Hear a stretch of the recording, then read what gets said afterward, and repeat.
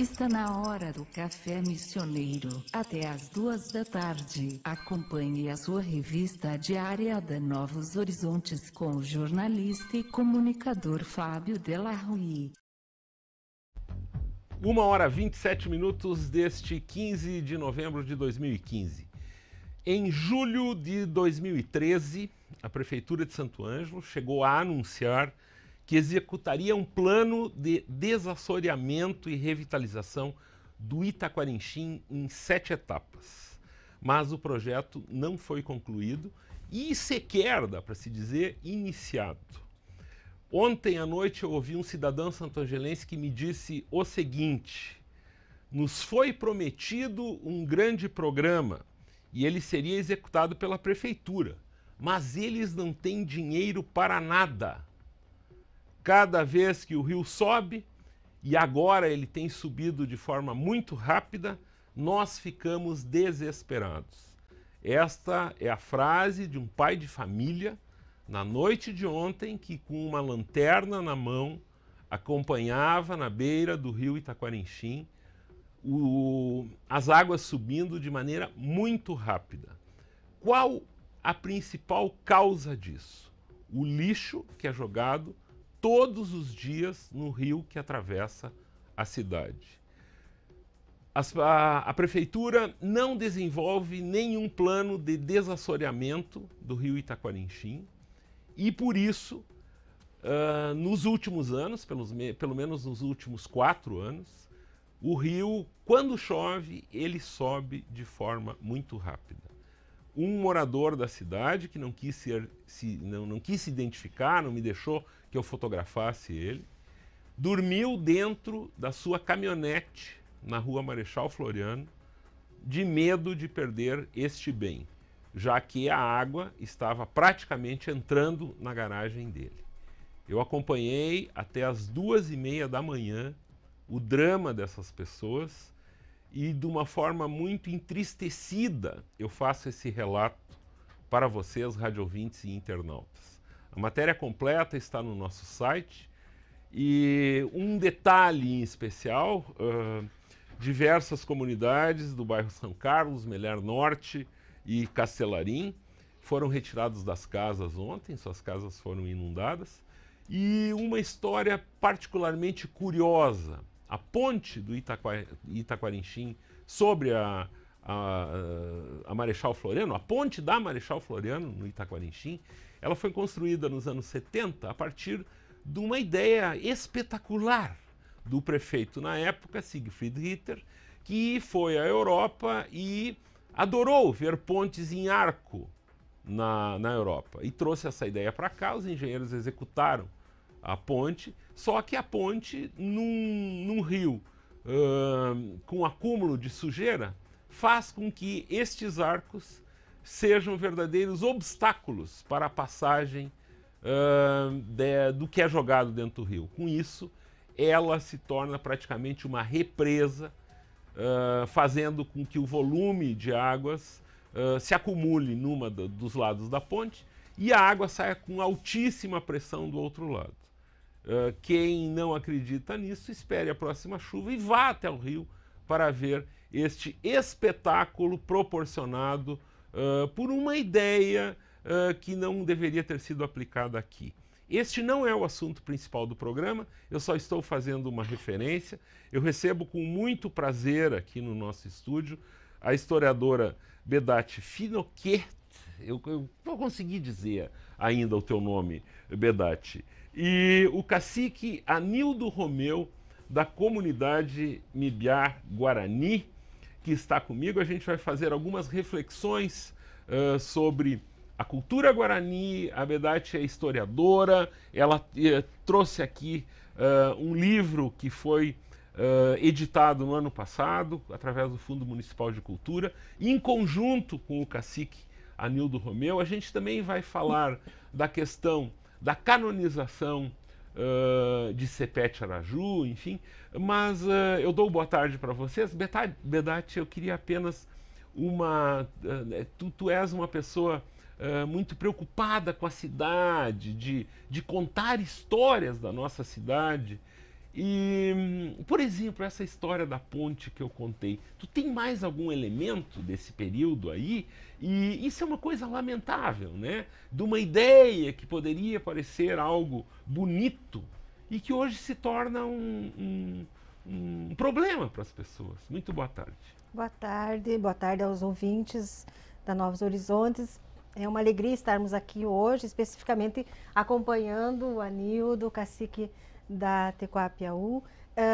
Em relação a isso, bom, eu parei um tempo assim de escrever, eu tinha uma coluna num dos jornais aqui da cidade, e é um período que eu estava, inclusive, no arquivo histórico, que a gente pesquisava muito, que o arquivo histórico é um espaço que tem muito material, tem um acervo maravilhoso ainda por ser descoberto, né? Hoje ele é coordenado pelo Paulo Menezes, né? Meu esposo, o Paulinho, carinhosamente conhecido por todos como Paulinho, e realmente assim, ó, a nossa cidade tem muitas coisas para ser pesquisada, tem um patrimônio interessantíssimo que não se refere apenas ao período jesuítico guarani, né? Mas nós temos posterior a isso.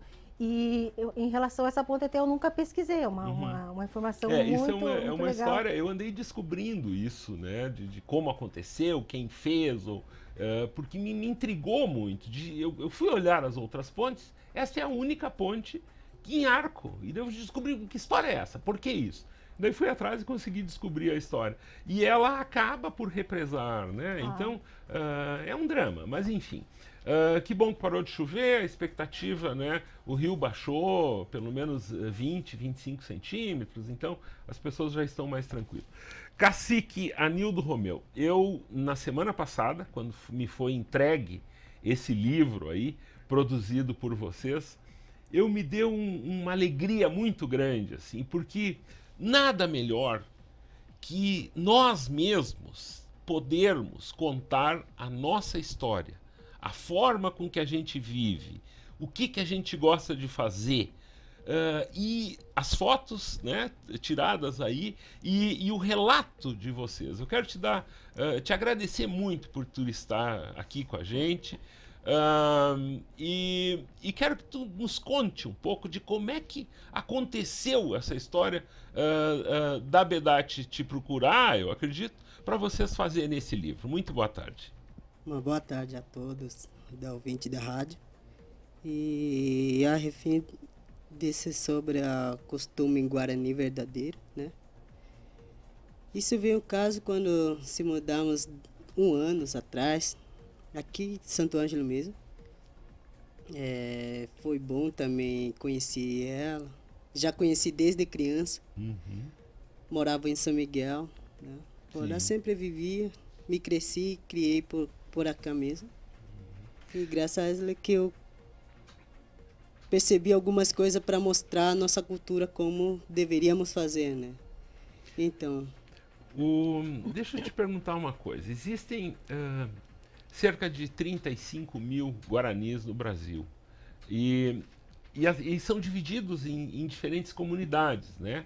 A comunidade Kaiowá, que é a maior, eu não sei se eu sei dizer esses nomes todos, tu pode me ajudar. A outra comunidade, que é a comunidade Nhandeva, isso.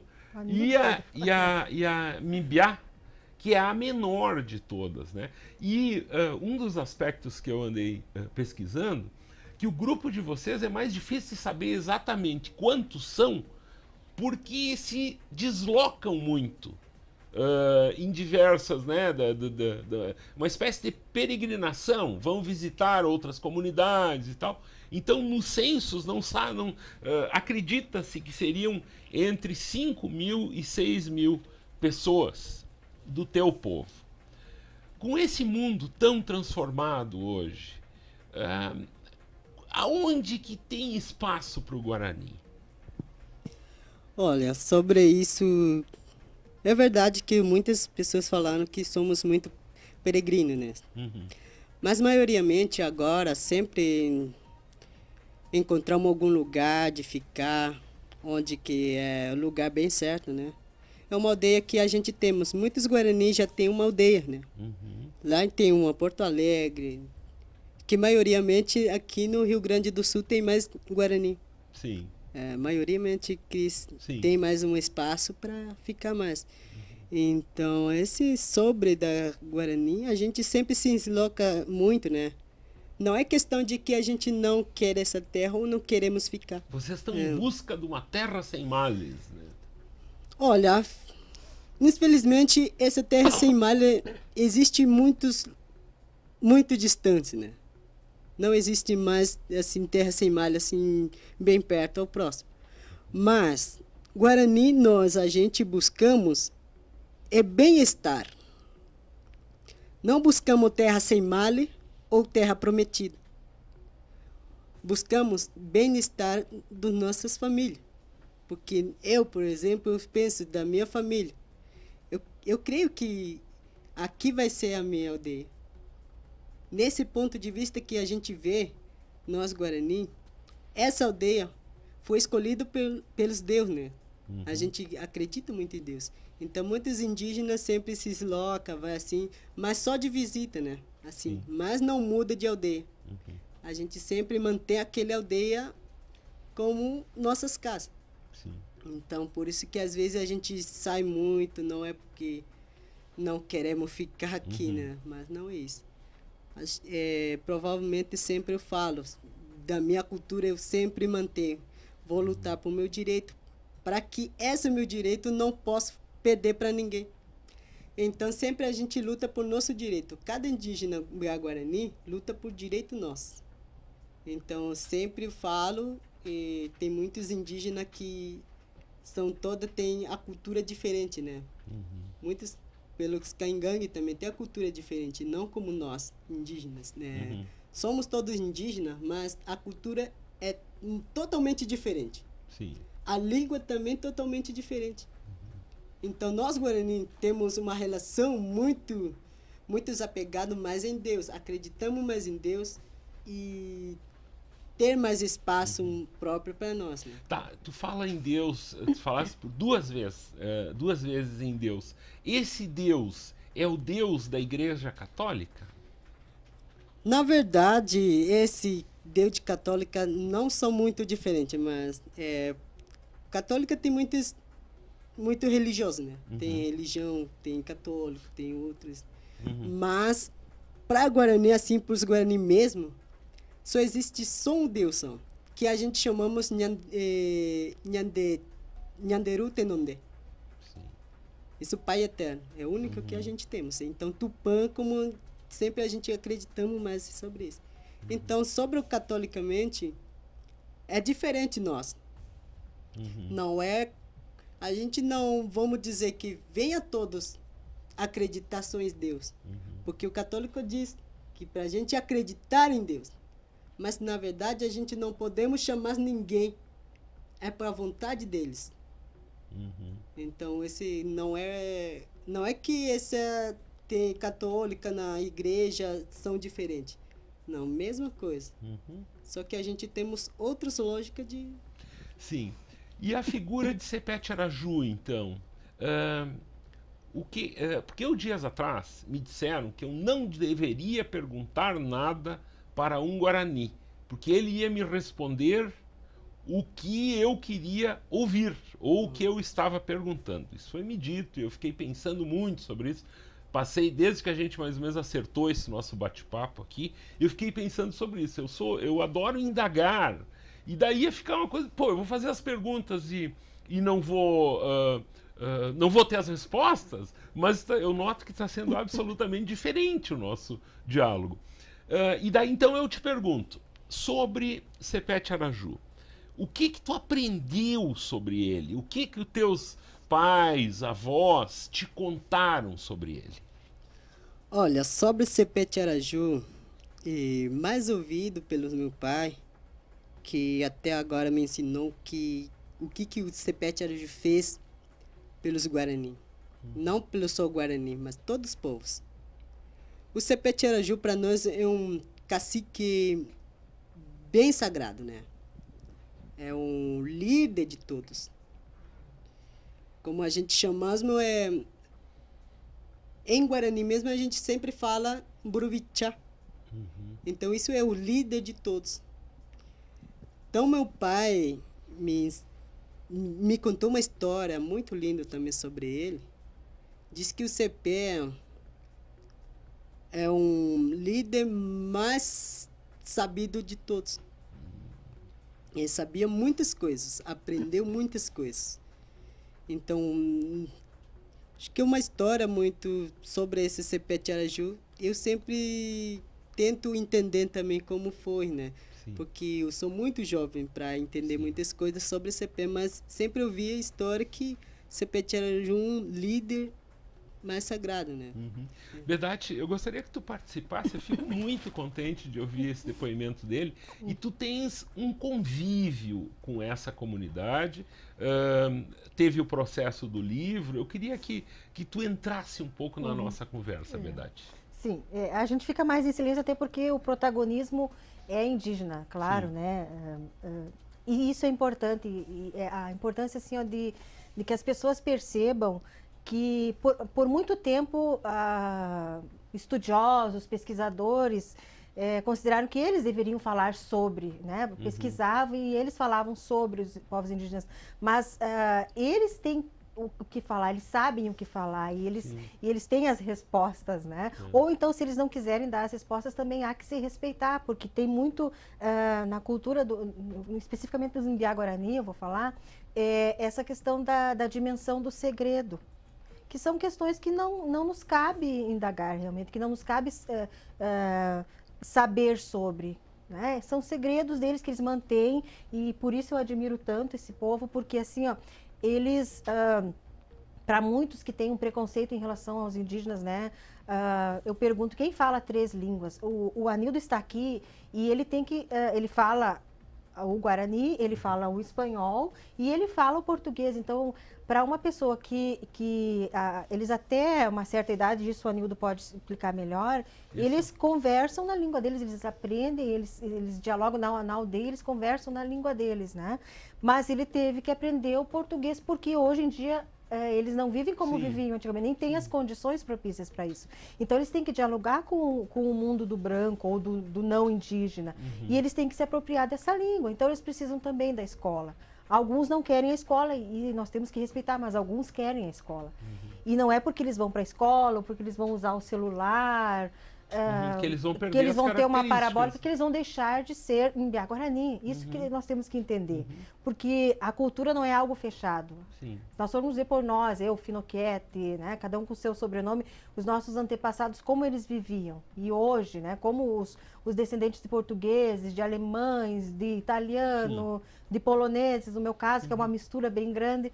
A gente não vive como os nossos antepassados viviam, mas a gente se diz, né, descendente deles. Então, assim, ó, a importância desse protagonismo. Esse livro é muito especial, porque aqui, primeiro que hoje nós temos uma lei, né, 11.645, que diz que as escolas, todas as instituições, inclusive na universidade, a gente tem que tratar desse tema, né, que temos que falar sobre a cultura e a história dos povos indígenas. A lei anterior, ela falava que teríamos que estudar, né, sobre a cultura e a história dos africanos, dos afro-brasileiros. Agora, essa lei complementa. Então, esse é um material que serve também como subsídio, porque as pessoas ainda idealizam os indígenas, né? Elas idealizam, assim, que vão chegar na comunidade ali da Tecoá-Piauí e vão encontrá-los nus e com cocar, né? Muitos se decepcionam quando chegam porque elas idealizaram esses povos indígenas. E hoje eles têm que dialogar com o mundo do branco, eles precisam do celular para fazer os contatos, para suas pautas de reivindicação, né? Para eles terem acesso à saúde, à educação, se assim eles quiserem, né? Hoje nós temos na universidade toda uma proposta de ingresso. E também para lutar contra o preconceito, claro, contra a opressão, contra todos esses problemas. Exato, que historicamente eles lutaram. E essa questão que tu falas em relação aos historiadores, isso é algo absolutamente não só os historiadores, mas todos nós, né? A forma com que porta-vozes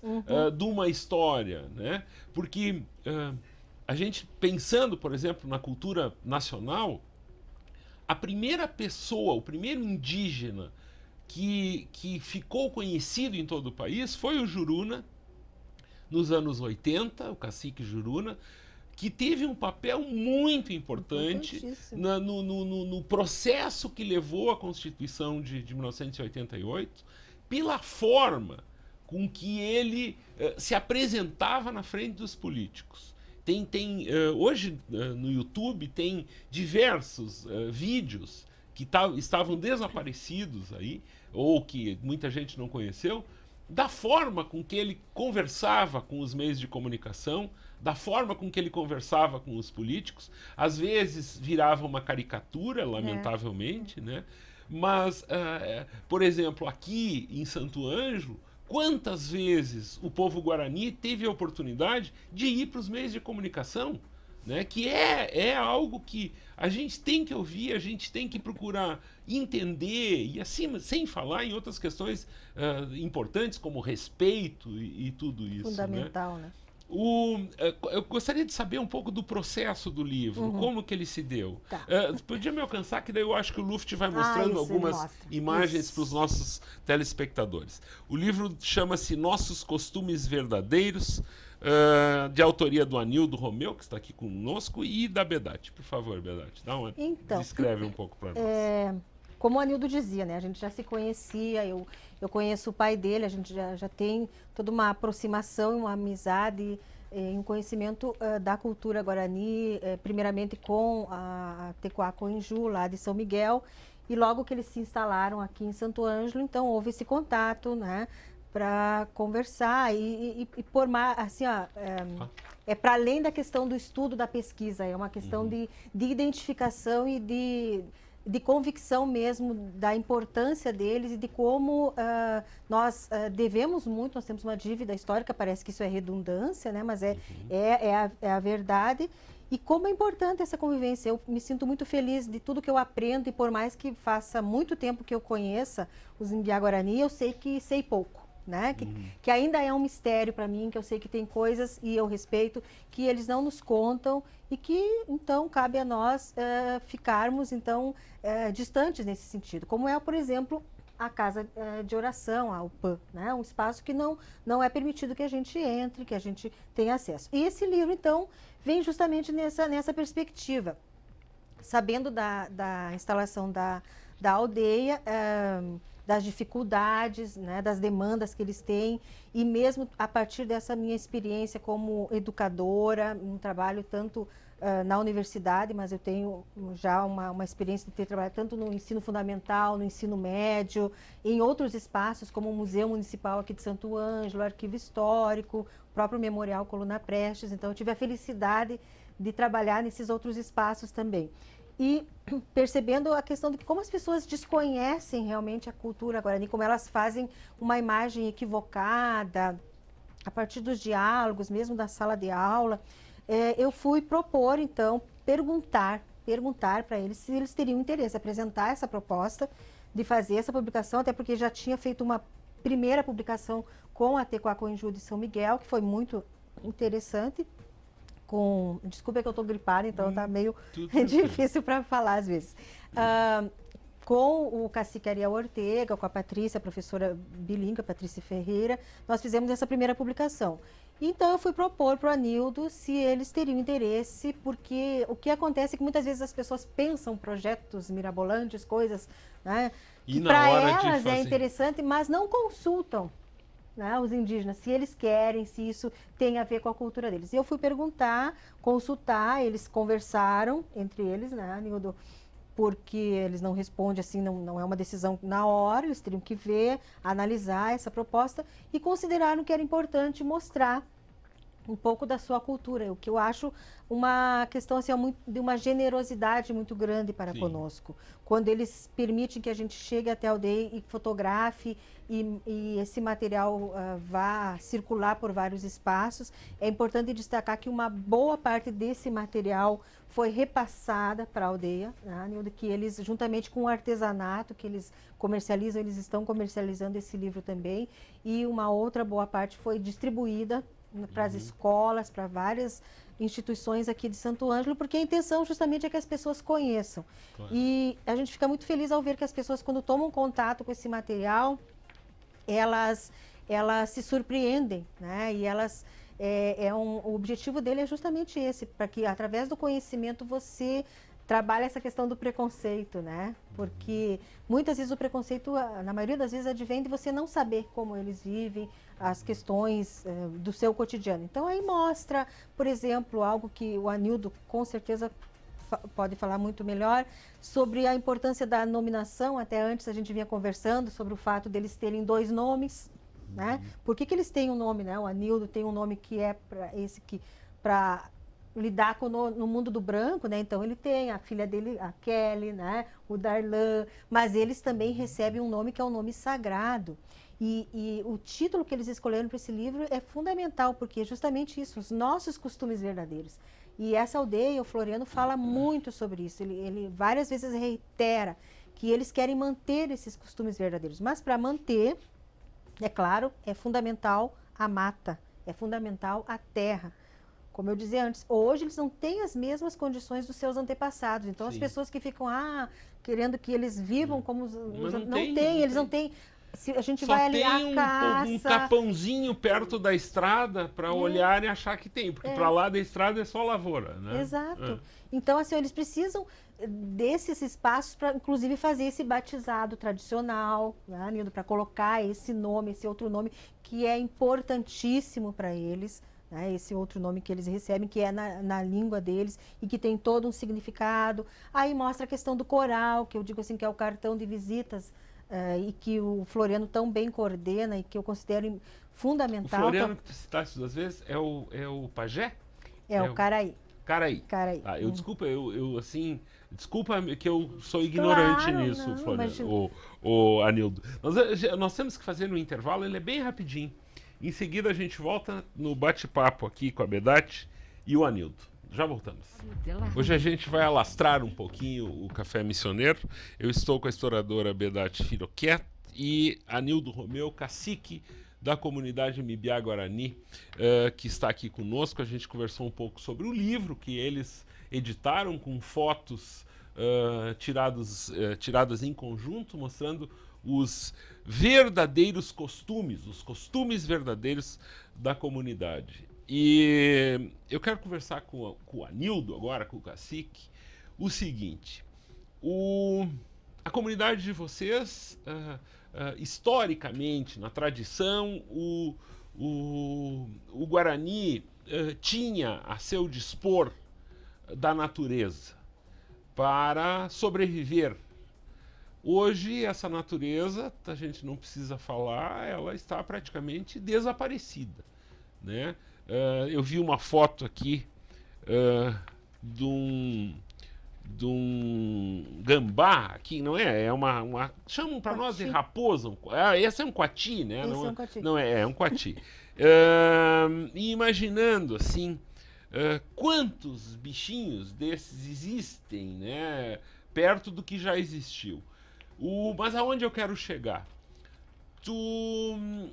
O indígena, ele precisa, para conviver com o branco, de dinheiro. Porque a relação de toda a sociedade, ela envolve o dinheiro. De que forma o indígena consegue sobreviver nessa nova selva que o homem branco trouxe? E o indígena acabou dentro dessa nova selva, só que esse mato não era o mato dele. Como que a comunidade faz para sobreviver? Olha, a questão sobre isso é muito difícil também dizer, né? Que nós, Guarani, estamos perdendo alguns costumes que levamos, né? Não é que perdemos tudo. Mas essa questão nova selva que a gente está vivendo, né? Para nós manter esse tal de dinheiro, para nós, não é muito significativo para nós, né? O dinheiro para nós não é muito significativo, não.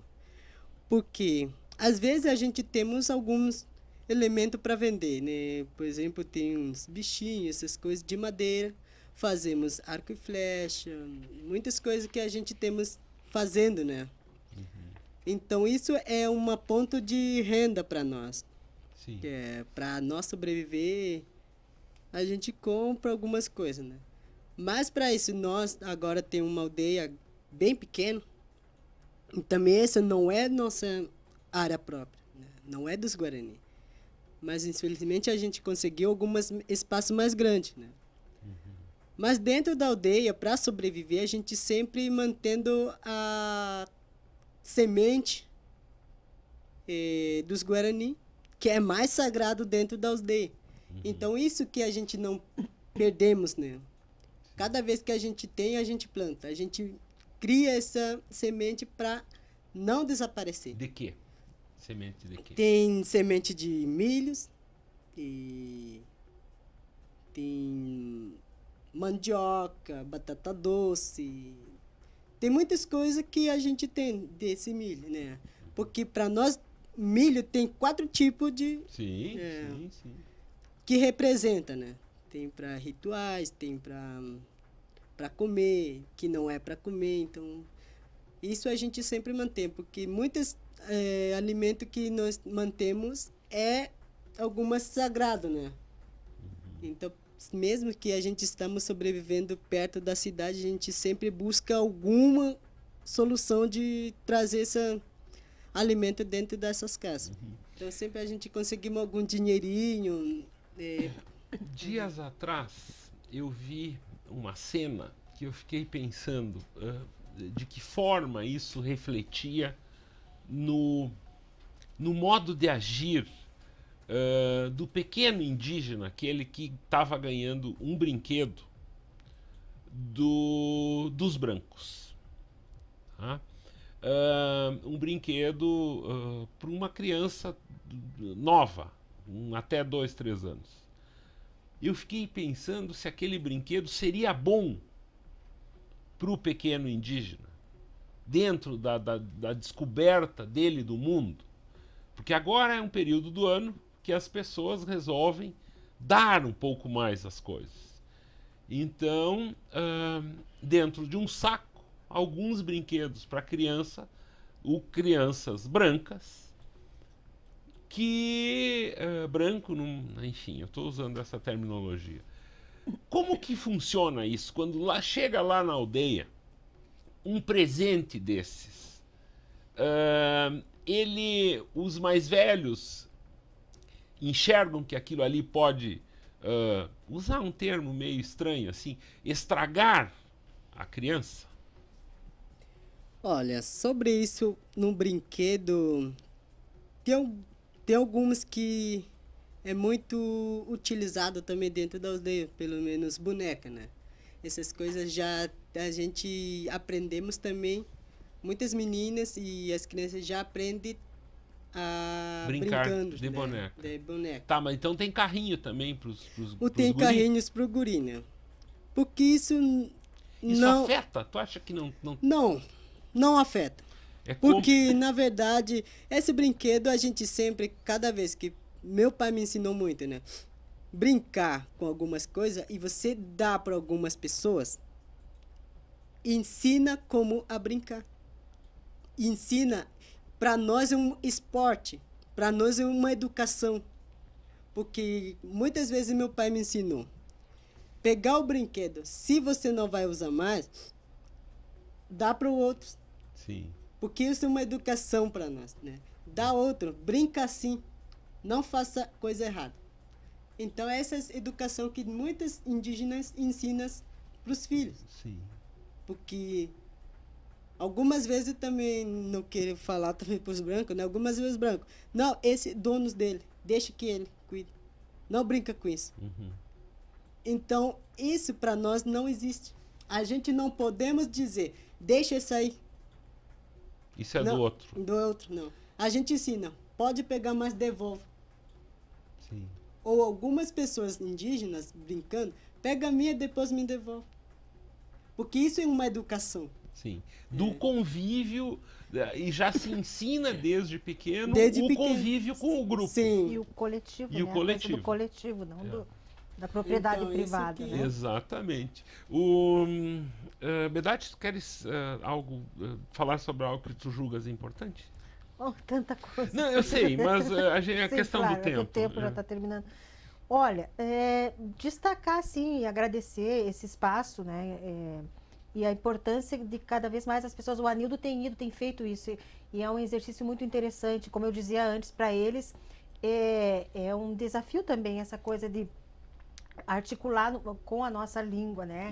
Esse pensamento, porque eles pensam na língua deles, tem muitas coisas, muitas perguntas, claro. tem que fazer essa tradução. Mas é um exercício que ele vem fazendo, se dispondo a fazer, de estar na universidade, em escolas. Eu sei que ele tem ido muito assim, em muitos municípios, nas escolas. Parabenizo as escolas que fazem isso, né? Para a gente não continuar reproduzindo aquela ideia e aquela prática de abril, lá do dia 19 de abril, ensinando as crianças aquele índio lá, né, estereotipado, quando nós temos aqui tão próximos de nós para aprender a língua, aprender essa questão do respeito.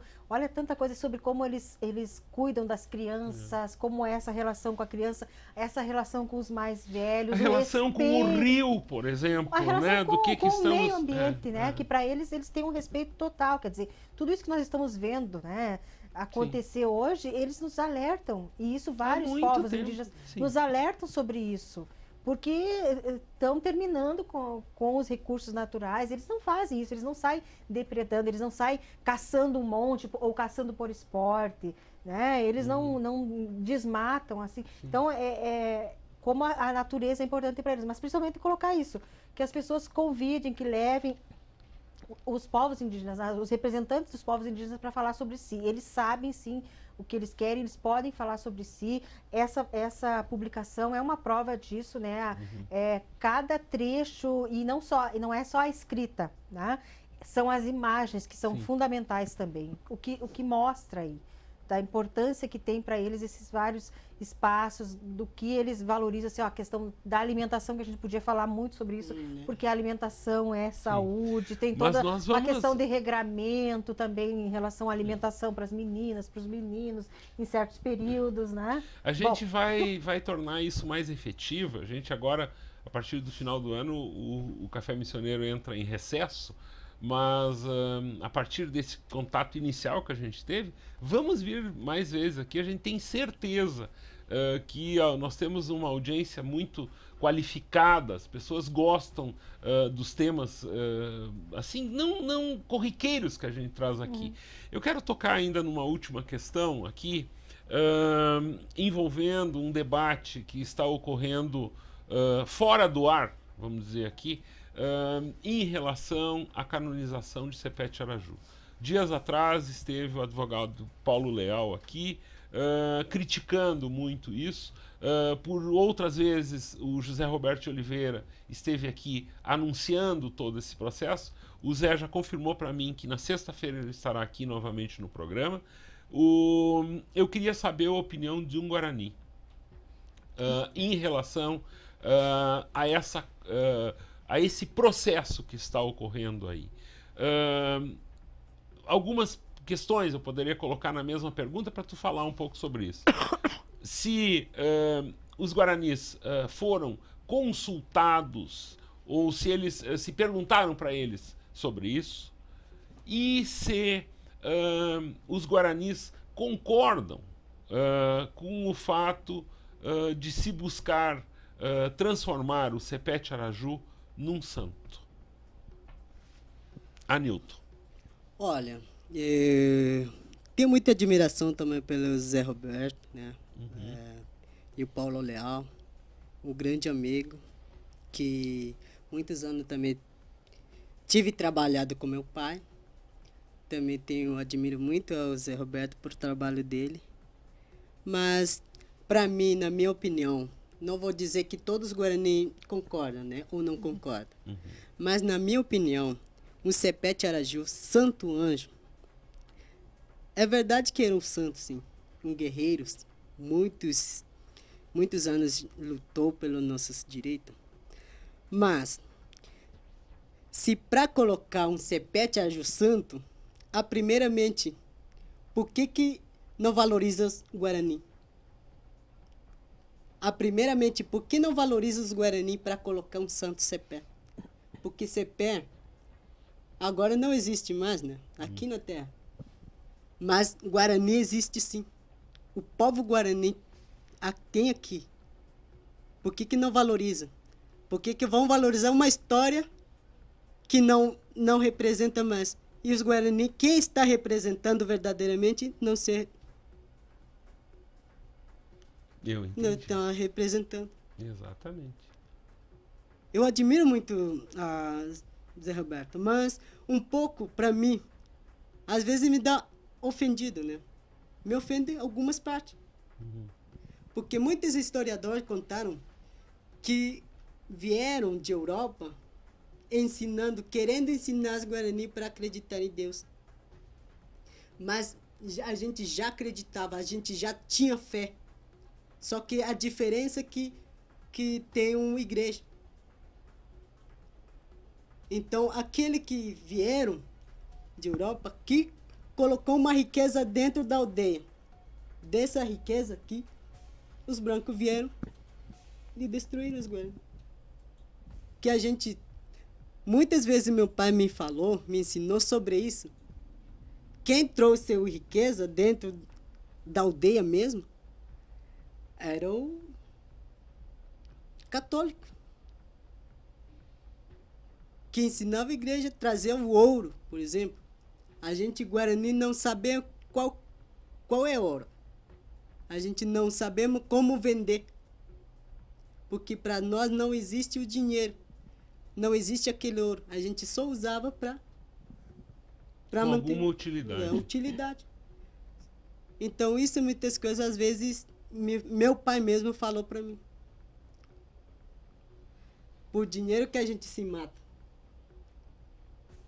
Então, por isso que dentro da aldeia Guarani, nem que seja aqui, no outras aldeias, não vão brigar por dinheiro, não. Porque isso não traz a saúde nem a felicidade. Então, por isso que a gente sempre mantém. Mas por causa desses, muitos indígenas sofreram, né, pela terra. A gente muitas vezes pensava que o índio lutava pelo dinheiro, né? Mas não era por dinheiro. O direito dele é defender aquele terra ou aldeia deles. A família. A família deles que queria defender. Não é riqueza que tinha aquele que não queria perder. É a riqueza que nós temos, a família. E ter uma terra, algum lugar, bem espaço, bem acomodado, assim, ninguém para chegar. Não é que os brancos não querem chegar dentro, mas, primeiramente, eu também queria ditar algumas bugre, essas coisas, né? Nos chamaram muitas vezes também de bugre. Na sociedade dos brancos, nós, Guarani, que somos bugre. Mas, na verdade, não conhece. Não conhece os Guarani. Não conhece outros... Porque muitas vezes tem... Aqui em Santo Ângelo, que vive dentro da cidade, pensava que o índio Guarani, índio que está vendendo artesanato, chegando em casa. Não é Guarani. Mas não é Guarani. Porque Guarani fica mais dentro da aldeia. Não vai sair. Sai mais... Porque nós, aqui em Guarani, a gente sai mais um pouquinho na catedral. Vender algumas coisas e voltamos para dentro da aldeia. Mas na sociedade dos brancos já não pensa mais isso. Não conhece a cultura. Não vê a diferença. Não vê a diferença. Qualquer uma indígena seria o mesmo. Claro que nós, indígenas, somos mesmo, né? Como nós, o Guarani, chamamos branco como Juruá. O Juruá a gente chama todos, geralmente. Como vocês dizem para nós, índio. Em geral, né? Só que tem uma cultura diferente. Juruá, então.